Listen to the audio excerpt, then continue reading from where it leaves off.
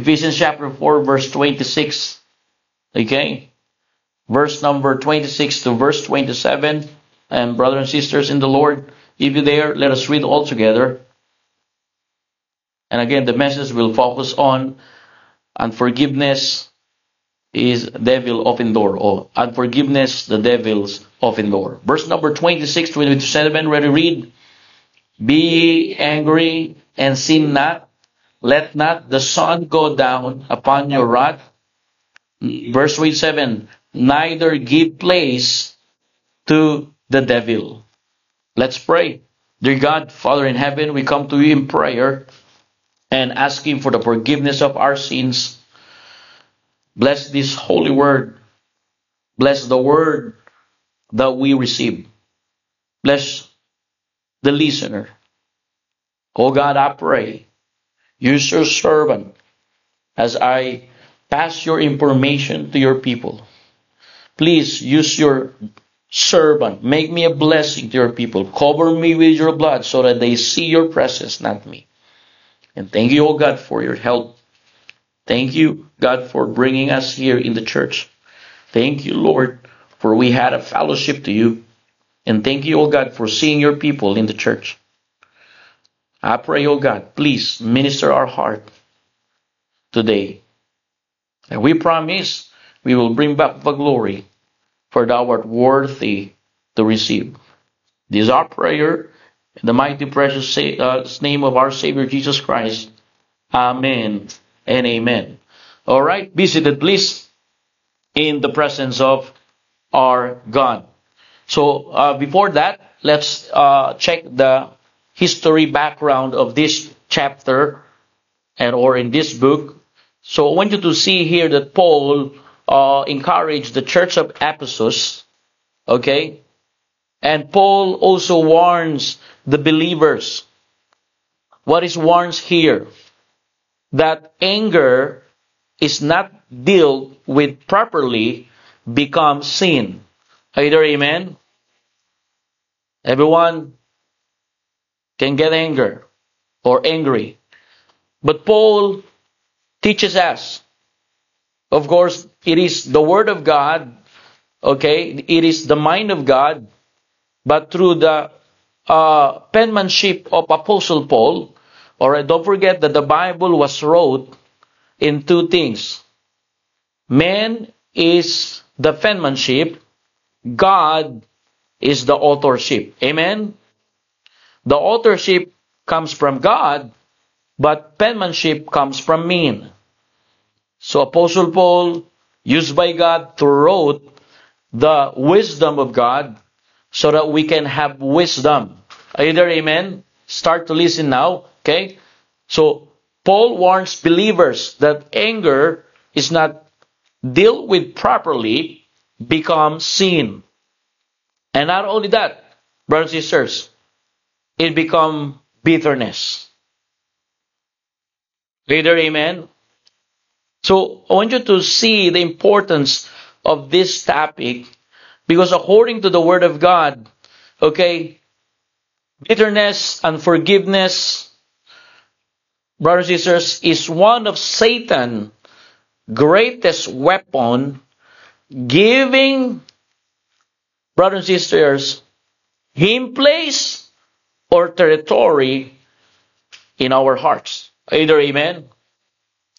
So, many Christians, brothers and sisters, are not possessed because if you are Christians, if you receive Jesus to come in your heart, you have, Holy Spirit in your lives. Amen?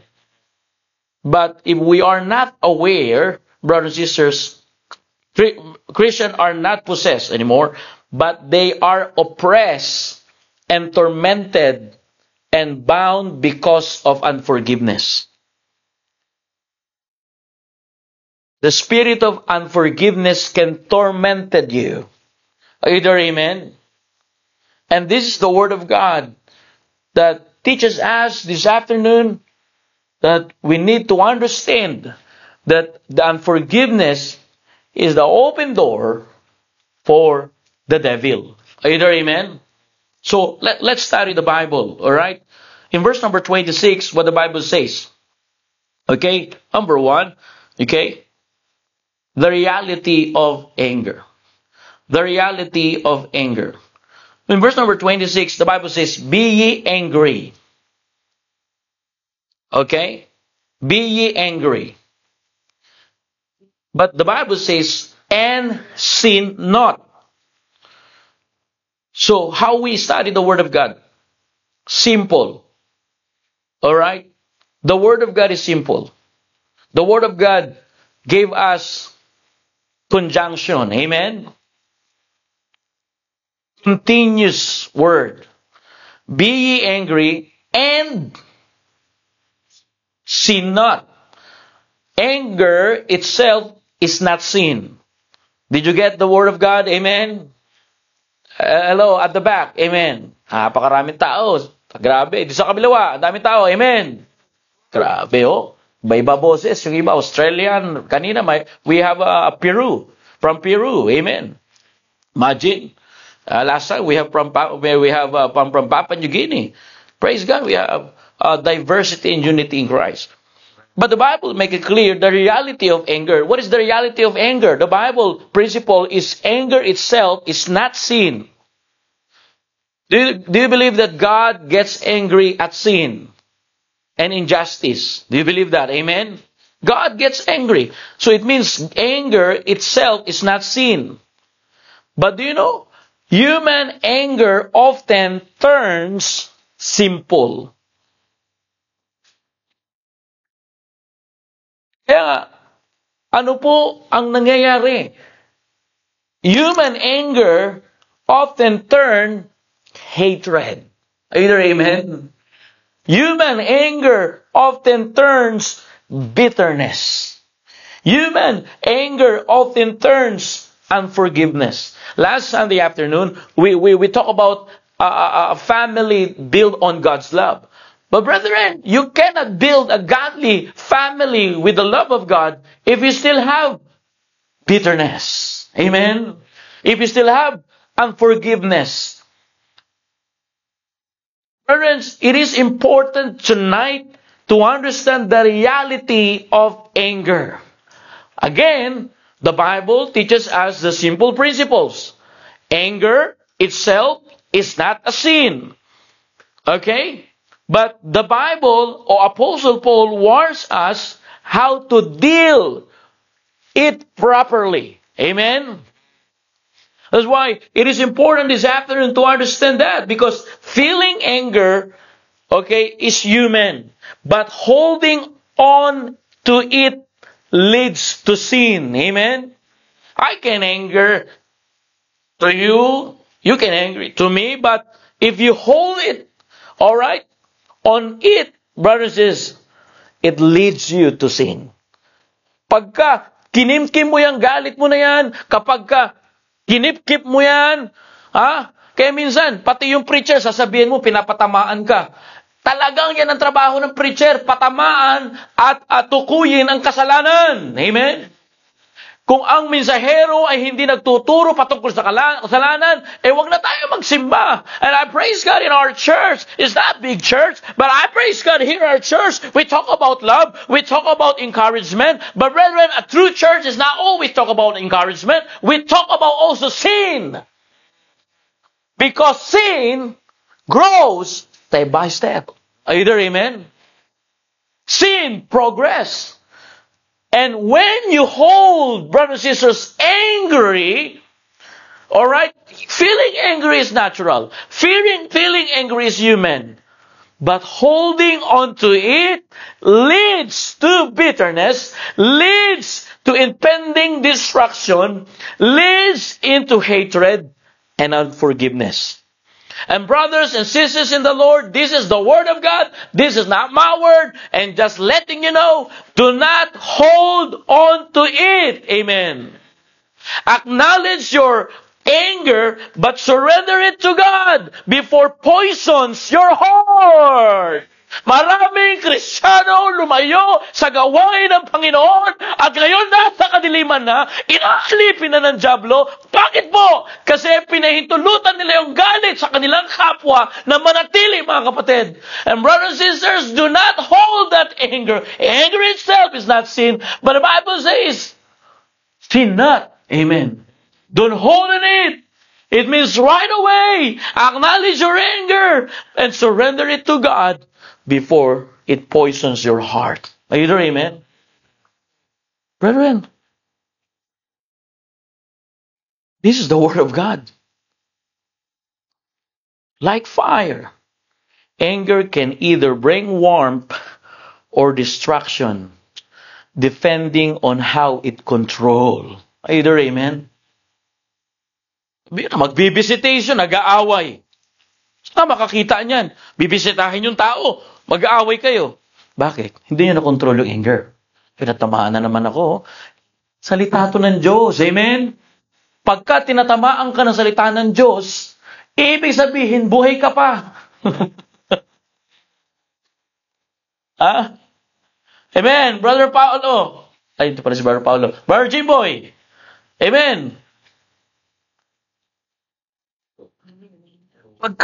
Pagka ang salita ng Diyos, mga kapatid, tumatama sa'yo, ibig sabihin, buhay ka pa. Pagka ang salita ng Diyos hindi na tumatama, ay, alam mo na kung nasan ka. Pagka ligtas ka, punta ka sa langit. Pagka hindi ka ligtas, hindi ka punta sa purgatorio, ha? Wala tayong ganoon, paniwala. Diretso yan. Oo. Oo. Oh. Diba? Pagka nagagalit, nagalit ka. Pero maya-maya, huminga ka ng malalim, inhale, and exhale. Acknowledge God.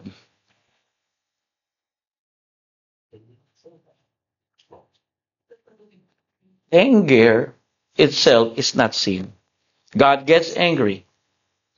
But the Bible teaching us, sin not. Amen. Amen. Do you know why anger became bitterness? Because you delay to forgive. Amen. Brethren, delay forgiveness breeds bitterness. Amen. Pa-delay ka pa. Kasi na naman, no? Mga kapatid,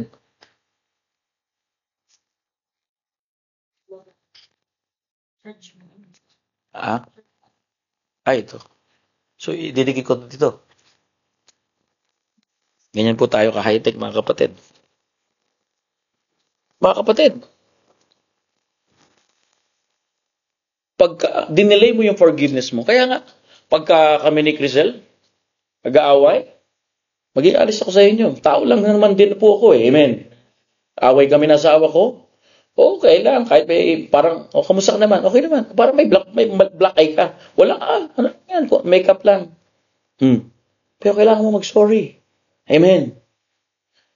Kayo mga lalaki, mga asawang lalaki, kung gusto nyo, maganda ang tulog ninyo, bilis-bilisan nyo nang mag-sorry. Amen. Huwag nyo na patatagalin. Diba, Brother Gerald? The longer anger lingers, the deeper its roots grow. Amen? The longer I serving, the sweeter it grows. Pero pag galit yan, the longer anger lingers, the deeper its roots grow. Right. Forgiveness, brothers and sisters, according to the Word of God, must be immediate and intentional, and don't let time harden your heart. It's because, brethren, pagka hindi kayo maingat, look at your Bible. Alright? Verse 26, Be ye angry, and what the Bible says, and what? Sin not, and then let not the sun what? go down. So, what does it mean?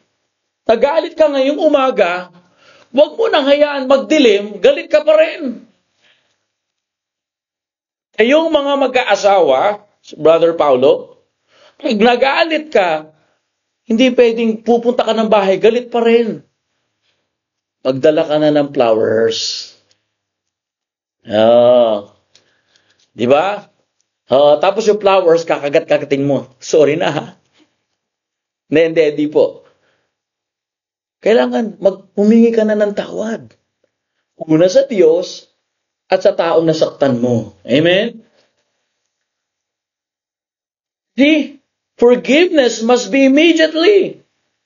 Let not the sun go down upon your wrath, because delay forgiveness brings bitterness, and the longer anger lingers, and the longer you hold that anger in your heart, it tortured you. Amen?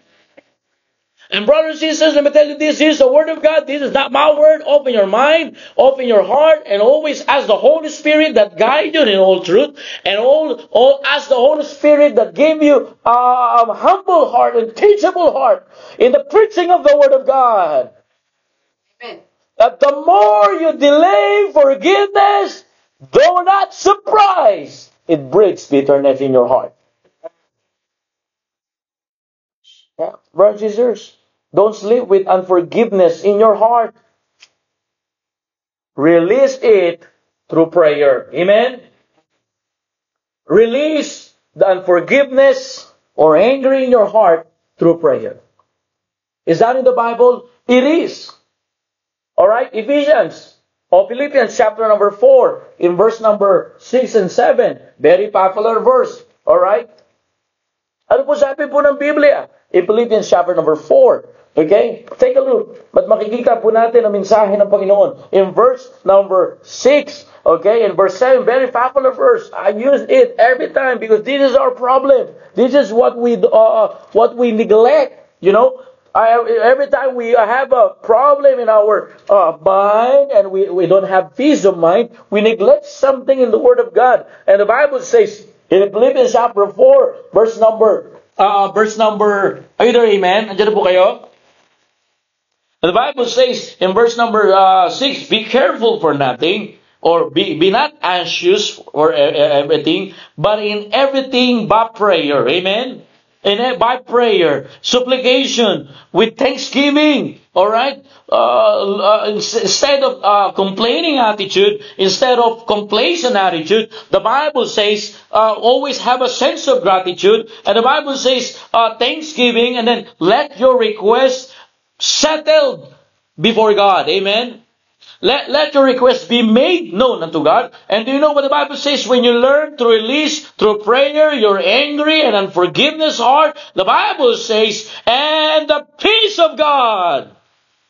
Amen. May kapayapaan ang isang anak ng Diyos na meron siyang paglapit ng kanyang problema o pag-uugali sa harapan ng Diyos. Amen. At ang sabi ng Biblia, the Bible make it clear, if you bring your heart to God, the Bible says, and the peace of God, according to the Word of God, which passeth all understanding, shall keep your heart, amen, shall keep your hearts, amen, at the right shall keep your hearts, amen, and on the left shall keep your hearts, amen.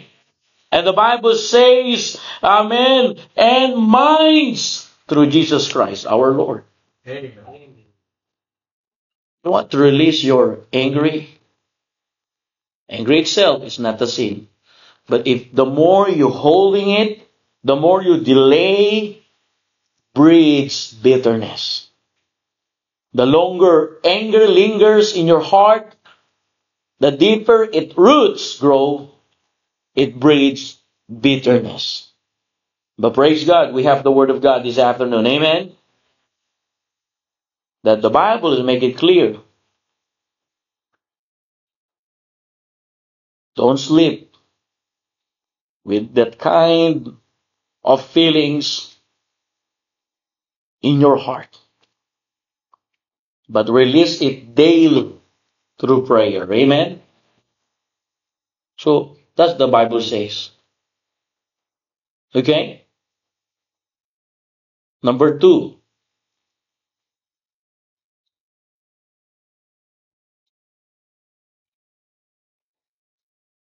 Not only the reality of anger,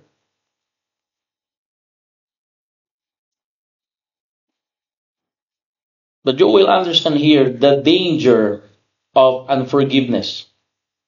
In verse 27 says, go back to the passage that we use, Ephesians chapter number 4. In verse 27, the Bible says, neither give place to the devil. Wow. I don't know about you, but this is very important. Tingnan nyo huwag niyong lalagyan ng puwang ang dyablo. Mga kapatid, wala kang laban sa dyablo. Kaya nga, ang kailangan natin ay salita ng Diyos. Amen? Ephesians chapter number 6, please. In verse number 10, what the Bible says. Ephesians chapter number 6, in verse number 10.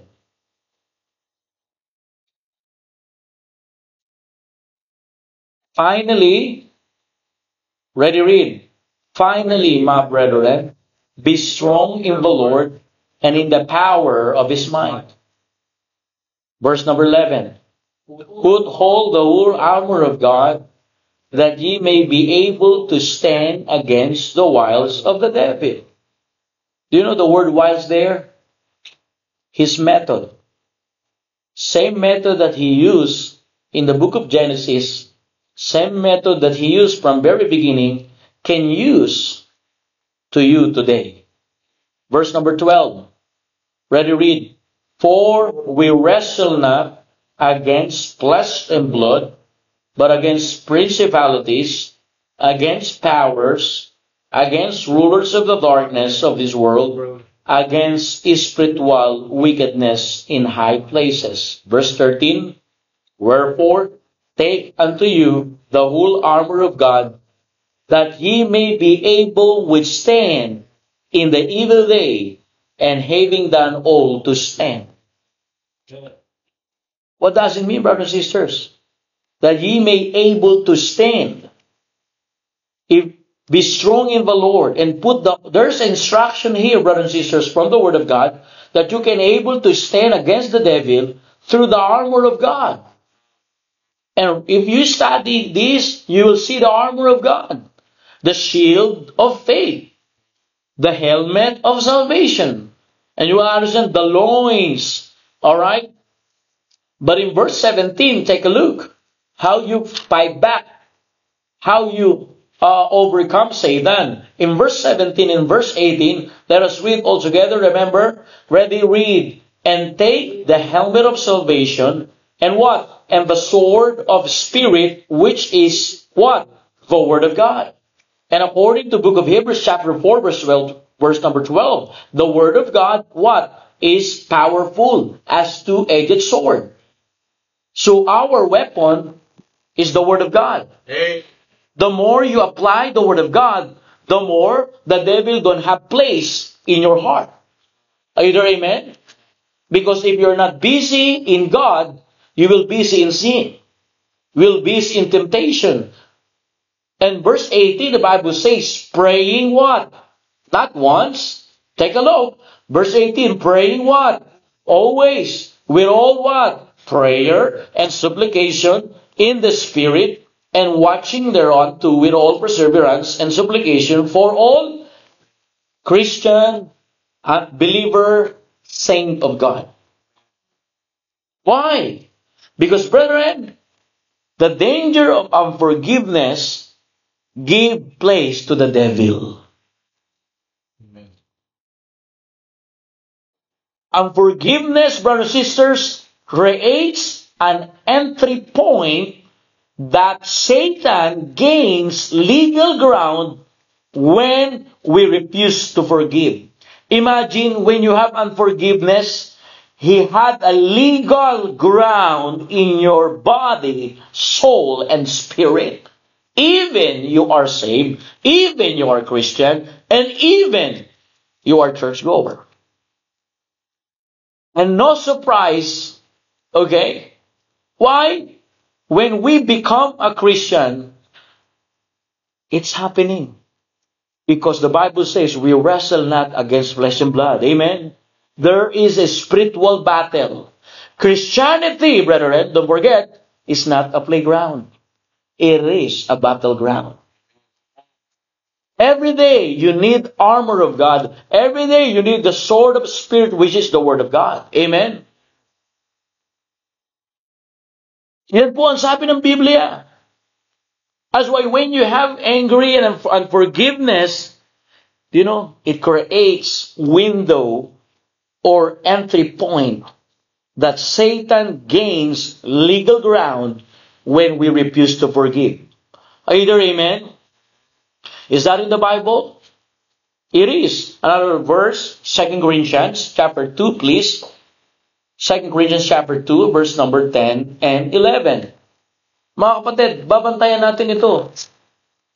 Kaya nga tayo, andito sa simbahan para may matutunan sa salita ng Diyos at maiwasan natin ang dyablo ay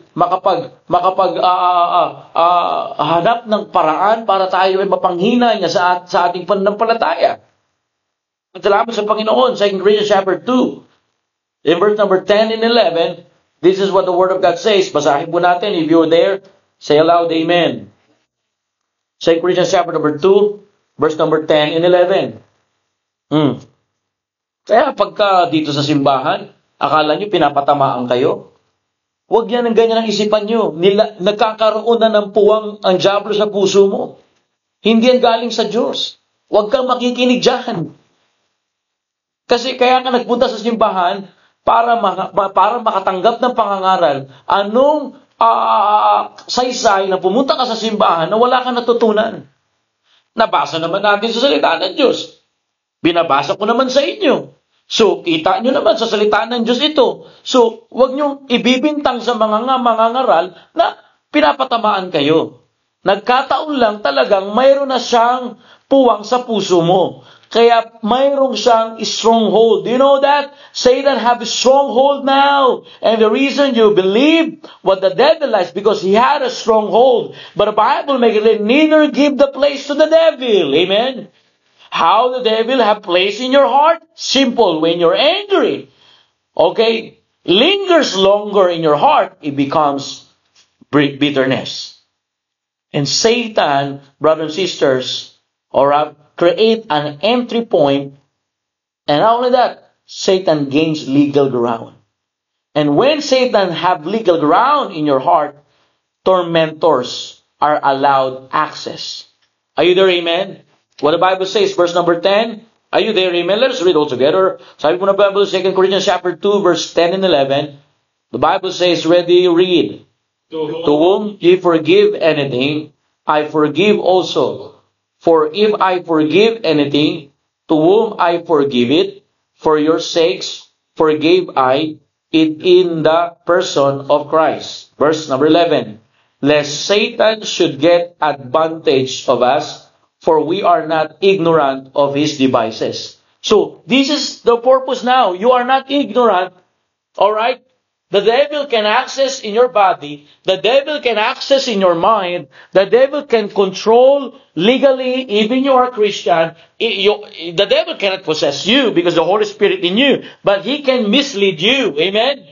And I'm no wonder why Christian is still, brothers and sisters, never grow in their Christian life.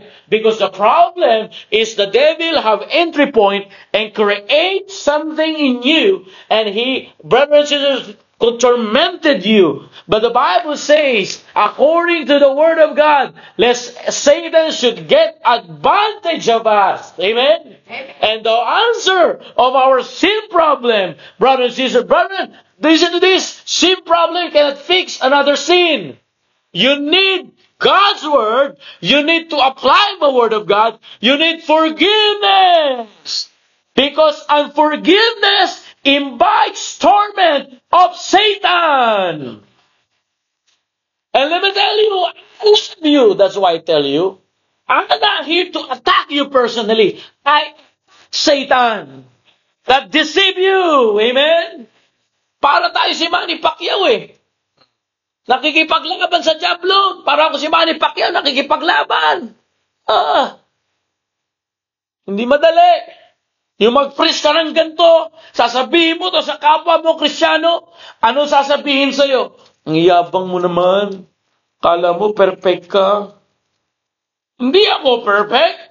Ako po'y isang mangangaral at trabaho kong ibahagi ang katotohanan kasi ang diablo, ang trabaho niya, i-take advantage ka. Ngayon nakikita ng mangangaral mo yung kalagayan mo na dahil hindi ka nakapunta sa church, dahil pinag-alipin ka ng diablo. Hindi ka nakakarating sa simbahan dahil inaalipin ka ng diablo. Tapos gusto mo pa iwa-water down?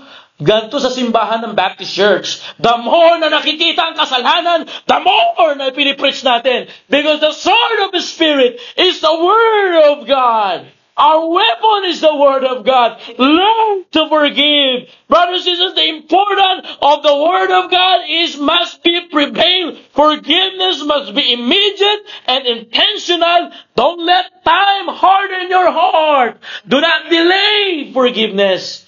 Delaying it, breed bitterness. Delaying it, Satan advantage you and create access to torment you. Amen. What the Bible says. What Psalmist says. If you regarded iniquity in your heart, the Lord will not hear you. Is that the Bible? Tignan natin. Alright. Book of Psalms, please. Mga kapatid, kaya dito, pagka naging Baptist ka o naging membro ka dito, lagi natin ine-expose ang kasalanan. Hindi na natin yan pinapatagal. The more mo patagalin yan, ay the more tatrabaho ang diablo. Psalms chapter number 66, verse number 18, please. Ano sabi ng Biblia? Sige, keep-keepin mo yung galit mo. Sige, ilagay mo yan. Sige. Pero ito na sasabihin ko sa'yo, kahit pagpalain ka material, kung hindi ka na masaya, useless din yun. Amen? Pero kahit wala ka material na mga bagay-bagay sa mundong ito, pero pagka meron kang kagalakan kasi sinusunod mo ang salita ng Diyos, amen? At nakikinig ang Diyos sa iyong panalangin, amen? Yun ang pinaka-the best. Ma-please mo ang Diyos. Like what I said this morning, if you listen in our sermon this morning, pleasing God by obeying His Word. To please God is to obey Him. To obey Him is to desire Him. To desire Him is to love Him. Please Him. The reason God created you and the reason God saved you, to please Him. When Jesus was baptized and submit and obey in God-given authority to John, the Bible says, "This is my beloved Son, whom I was pleased." And that's our goal. The highest goal of our life is to please God. Amen? But if you don't please God, this is what happened. Bible says, Psalms, nandiyan na po kayo, chapter number 66, in verse number 18. Are you there, amen? The Bible says, where they read, "If I regarded iniquity in my heart, the Lord will not hear me." The Bible makes it clear what iniquity means there. Bitterness. What iniquity means there? Hatred. What iniquity inside in your heart? Dishonesty. What iniquity in your heart? Okay? The Bible says unforgiveness. That's why the Bible makes it clear. Neither give place to the devil. Amen? Because if you don't forgive, brothers and sisters, you allow bitterness, oppressions, and depressions of the devil. You know, to be honest with you, I've seen a lot of these. Many believers struggles are spiritual oppression, tormented, and depression. Why? Because of unforgiveness heart. And that's iniquity. But brethren, my Bible give us the answer. Release it daily through prayer. Amen. Verse in chapter 1, verse 9, if you confess, amen, and ask forgiveness, well, the Bible says, the Lord Jesus Christ, faithfully to forgive your sins. Amen.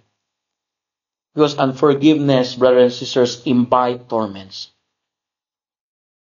That's why Jesus said in Matthew chapter 18, don't turn it, alright? The unforgiving servant was handed over to tormentors until he paid his debt. The same application, brothers and sisters.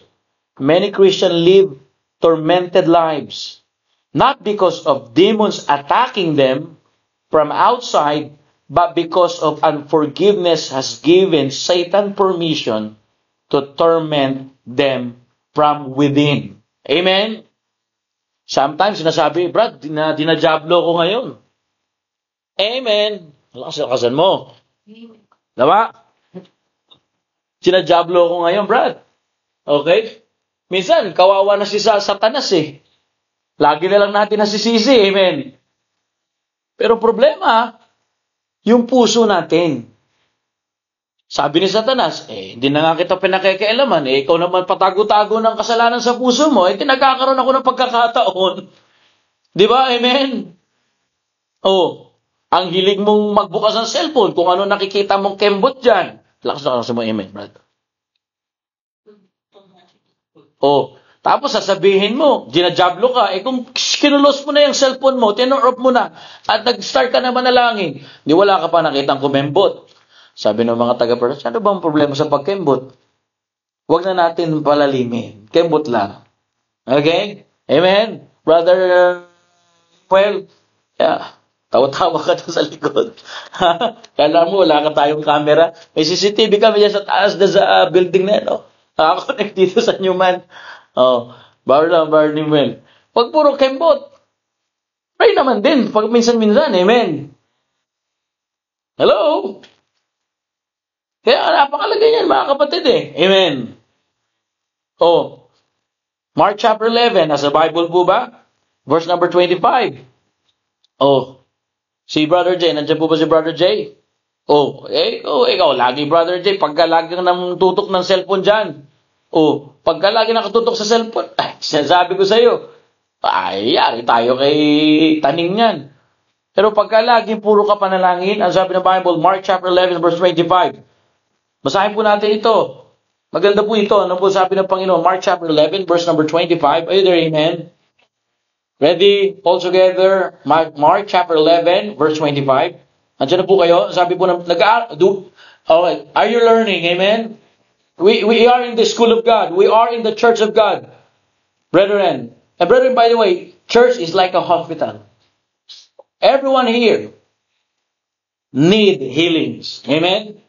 The Bible says, Mark chapter 11, verse 25, read, and when ye stand praying, forgive if ye have aught against any, that your Father also, which is in heaven, may forgive your trespasses. Verse 26, but if ye do not forgive, neither will your Father, which in heaven, forgive your trespasses.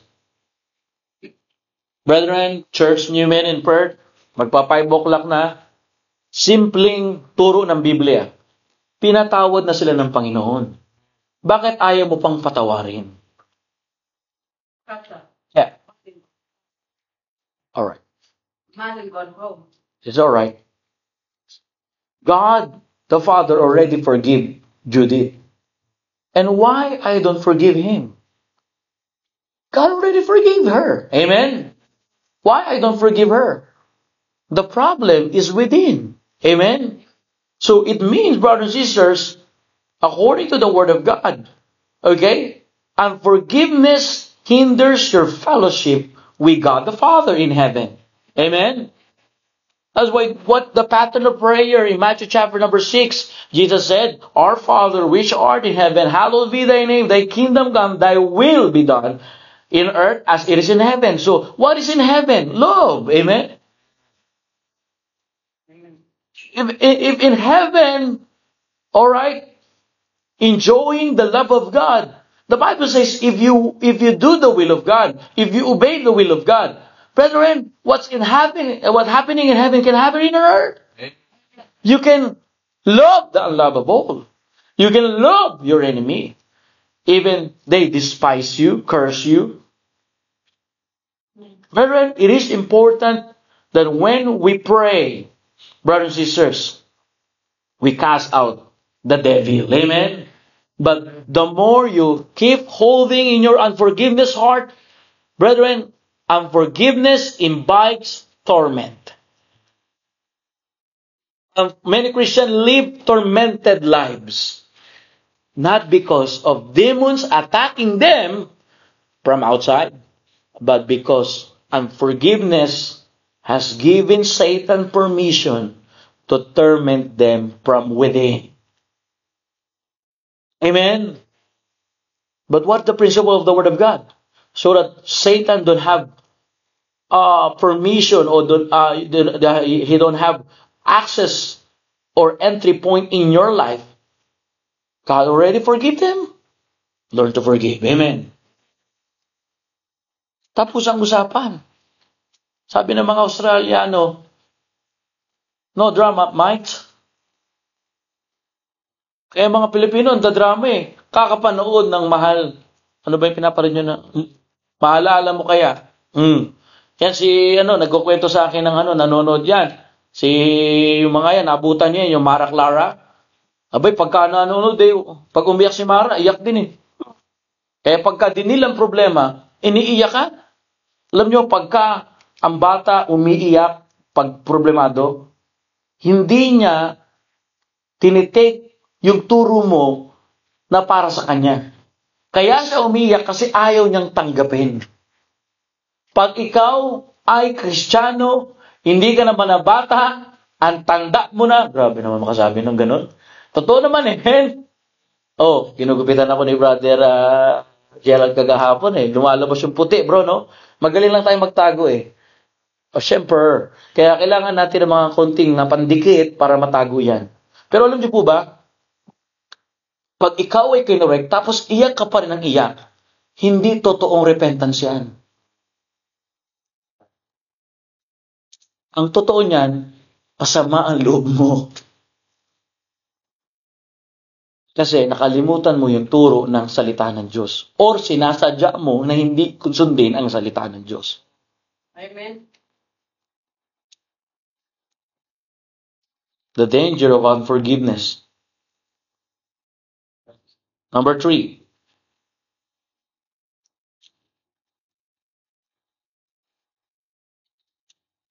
When you learn to forgive, you can live in peace and love instead of wrath. Amen? Number 3, on living in peace and love instead of wrath. Amen? So, napakaganda nito mga kapatid. Romans chapter number 12, verse 19, please. Romans chapter number 12, verse 19. Ang sabi po ng Biblia, okay, Romans chapter number 12, verse 19. Are you there? Amen? Just the part. Are you there? Amen? Hello, mga brothers and sisters in Perth. Amen? Mga kapatid, salita po ito ng Diyos. Amen? Okay? Ang sabi po ng Bible, Romans chapter 12, verse 19. Ready, read. Dearly beloved, avenge not yourselves, but rather give place unto wrath. For it is written, vengeance is mine, I will repay, saith the Lord. So, again, God is the final judge. Amen? So, why are you worried? Why are you stressed? You need to live. You can live a victorious life. Amen? Another verse in verse 21. The same chapter, Romans chapter 12, verse 21. Ano po sabi po ng Bible? Romans chapter 12, verse 21. Ready, read. Be not overcome of evil, but overcome evil with good. Kita ninyo yan? Amen? Eh kung may sama ka ng loob, okay? Ma-overcome mo lang yan kung ikaw ay magpapatawad. Pero kung gatung-gatungan mo pa, ay wala. Hindi mo ma-overcome yun. Mga kapatid, gusto ng Diyos ngayong hapon, mayroon tayong ma-overcome. Bakit? Gusto niyang lumago ka. Huwag mong tingnan yung nangangaral. Tingnan mo yung pinangangaral. Para ma-overcome mo. Amen? Maraming nawala sa simbahan kasi nakatingin sila doon sa mga ngaral. Pero hindi nila chinecheck yung pinangaral. Na yung pinangaral, yun ang makakapag-overcome. Kasi pagka nakatingin ka sa nangangaral, okay, iisipin mo rin na bakit perfecto ba siya? Gaganon ka rin eh. Pero hindi mo na trabaho, hanapin yung kung ano, yung sino man ang nangaral, sino man ang pinahintulutan ng Diyos at tumayo para mangaral. Trabaho yun. Ang trabaho mo, yung kung ano yung pinangaral niya, dapat ma-apply mo sa buhay mo, maipamuhay mo sa buhay mo, upang ikaw naman, mga kapatid, ay lumago na sa pagdumating to mga gantong sitwasyon at problema sa buhay mo, ma-overcome mo na siya. Pag na-overcome mo siya, if you overcome things, if you overcome evil, the Bible says you can live, alright, with love and peace. Amen? Colossians chapter number 3, verse 15. Is that in the Bible? It is. Colossians chapter number 3, verse 15. The Bible says, Colossians chapter 3, verse 15. The Bible says, ready, read. And let the peace of God rule in your hearts, to the which also ye are called in one body, and be ye thankful. On living in peace and love, brothers and sisters, because you learn to overcome evil with good. Amen? And now when you learn to overcome, the Bible says, the peace of God rule, control. The word rule there is control in your hearts. Nako-control ka po, mga kapatid, ng kapayapaan. Kaya minsan ikot ang puwet natin eh. Kaya minsan we are worried. Okay? Kasi kahit anong lagay na natin ng dyan, makeup, kahit anong lagay ng mo dyan, Brother Pao, yung pampakinis ng buhok, lalabas at lalabas pa rin eh. Good fruit, bring it, what? Good fruit. Amen. Evil fruit, bring it what? Bring it for evil fruit. Same principles, brethren. What you sow, you reap. Amen. If you reap love, amen. Hello, brothers and sisters in prayer, amen. If you sow love, you reap what? Love. The principles of sowing and reaping. If you sow hatred, it breeds bitterness. But let me tell you this, brothers and sisters, God said, God expects you tonight. Amen. God, okay, simply saying this afternoon, God, alright, asking you this afternoon, alright, talking to you this afternoon. This is not my word. This is the word of God. And God right now is telling to somebody, it is not only your job, it is not only your security that you have. God is always telling us, I am the one to put roof over your head. Amen. It is not your talent. Praise God for your job, but it's not your job. It is not your business. It is not the security that you have. It is me, brothers and sisters, Jesus Christ said. It is God, brothers and sisters. It is great I am said. Alright? It is me that bless you. Amen. I am touched your head today. It was me that got you out of your bed. It was me that woke you up today.